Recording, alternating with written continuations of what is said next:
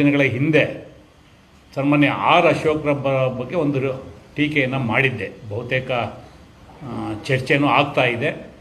ಅಸಮರ್ಥ ವಿರೋಧ ಪಕ್ಷದ ನಾಯಕ ಅಂತೇಳಿ ಇವತ್ತು ಅದೇ ಸಾಲಿಗೆ ಇವರು ಸಹ ಸೇರ್ಕೊತಾ ಇದ್ದಾರೆ. ಪಾಪ ಅವರು ಲೋಕಸಭಾ ಚುನಾವಣೆಗೆ ಒಂದು 6 ತಿಂಗಳು ಮುಂಚೆ ಸನ್ಮಾನ್ಯ ವಿಜೇಂದ್ರರವ್ರನ್ನ ರಾಜ್ಯ ಘಟಕದ ಅಧ್ಯಕ್ಷನಾಗಿ ಮಾಡಿದ್ರು.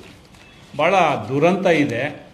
ಸೋಕಾಲ್ಡ್ ಸಂಘ ಪರಿವಾರದ ಹೆಸರು ಪ್ರಸ್ತಾಪ ಮಾಡುವಂಥ ಬಿ ಜೆ ಪಿನಲ್ಲಿ ಆದಷ್ಟುಗಳನ್ನ ಬೆಳಿಗ್ಗೆ ಸಾಯಂಕಾಲ ಮಧ್ಯಾಹ್ನ ಎಲ್ಲ ಹೇಳುವಂಥ ಬಿ ಜೆ ಪಿನಲ್ಲಿ ಎಂಥವ್ರನ್ನ ತಗೊಂಬಂದು ಇವತ್ತು ಅಧ್ಯಕ್ಷ ಮಾಡಿದ್ದಾರೆ ಅಂತೇಳಿ. 1980ರಲ್ಲಿ ಇದು ಜನಸಂಘ ಭಾರತೀಯ ಜನತಾ ಪಕ್ಷ ಆದ ನಂತರ ಎ ಕೆ ಸುಬ್ಬಯ್ಯನವರು ಮೊದಲ ಅಧ್ಯಕ್ಷರು, ಮತ್ತು ನಳಿನ್ ಕುಮಾರ್ ಕಟೀಲ್ರವ್ರಿಗೆ ಅನೇಕ ಜನ ಅಧ್ಯಕ್ಷರಾಗಿ ಇವರು 11ನೇವರು ಬಿ ಎಸ್ ವಿಜೇಂದ್ರರವರು ಆಗಿದ್ದಾರೆ. ನಮಗೇನು ಬೇಜಾರಿಲ್ಲ, ಅವ್ರಿಗೆ ಜವಾಬ್ದಾರಿ ಕೊಟ್ಟಿದ್ದಾರೆ, ಅವ್ರ ಪಕ್ಷದ ಸಂಘಟನೆ ಮಾಡೋದಕ್ಕೆ ಮಾಡಲಿ. ಆದರೆ ಅವರು ರಾಹುಲ್ ಗಾಂಧಿಯವ್ರ ಬಗ್ಗೆ ಮಾಡಿರ್ತಕ್ಕಂಥ ಟೀಕೆ, ರಾಹುಲ್ ಗಾಂಧಿಯವರಿಗೆ ಮೆಚುರಿಟಿ ಇಲ್ಲ, ಅವರು ಸ್ಪೀಕರ್ನ ಟೀಕೆ ಮಾಡಿದ್ದಾರೆ, ಬಿ ಜೆ ಪಿಯವ್ರನ್ನ ಟೀಕೆ ಮಾಡಿಬಿಟ್ಟಿದ್ದಾರೆ, ದೇಶದ ಕ್ಷಮೆ ಕೇಳಬೇಕು, ಇವೆಲ್ಲ ದೊಡ್ಡ ದೊಡ್ಡ ಪದಗಳನ್ನ ವಿಜೇಂದ್ರವರು ಬಳಕೆ ಮಾಡಿದ್ದಾರೆ.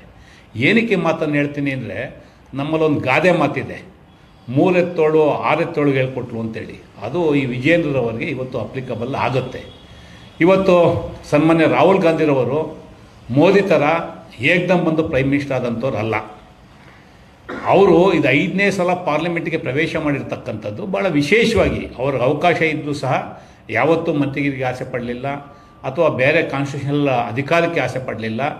ಪಕ್ಷದ ಪದಾಧಿಕಾರಿಯಾಗಿ ಕೆಲಸವನ್ನು ಮಾಡ್ಕೊಂಡು ಬಂದರು. ಇವತ್ತು ಭಾರತ್ ಜೋಡೋ ಮುಖಾಂತರ, ನ್ಯಾಯ ಪತ್ ಮುಖಾಂತರ ಒಂದು ಹೋರಾಟವನ್ನು ಮಾಡಿ, ಸಂಘಟನೆಯನ್ನು ಮಾಡಿ, ಕಾಂಗ್ರೆಸ್ ಪಕ್ಷ ಏನು 52 ಸ್ಥಾನ ಗಳಿಸಿತ್ತು, ಇವತ್ತು 100 ಸ್ಥಾನದವರೆಗೂ ತಗೊಂಡೋಗುವಂಥ ಪ್ರಯತ್ನ, ಮತ್ತು ಇಂಡಿಯಾ ಒಕ್ಕೂಟದ ಮುಖಾಂತರ ಒಂದು ಪ್ರಬಲವಾದಂಥ ವಿರೋಧ ಪಕ್ಷವನ್ನು ಕಟ್ಟೋದಕ್ಕೆ ತಮ್ಮದೇ ಆದಂಥ ಪ್ರಯತ್ನವನ್ನು ಹಾಕಿದ್ದಾರೆ. ಅಲಾಂಗ್ ವಿತ್ ಮಿಸ್ಟರ್ ಮಲ್ಲಿಕಾರ್ಜುನ ಖರ್ಗೆರವರು ನಮ್ಮ ರಾಜ್ಯದವರಿದ್ದಾರೆ, ಎ ಐ ಸಿ ಸಿ ಅಧ್ಯಕ್ಷರಿದ್ದಾರೆ. ಅವರ ಸಹಕಾರದೊಂದಿಗೆ ಅವರು ಕೆಲಸವನ್ನು ಮಾಡಿದ್ದಾರೆ.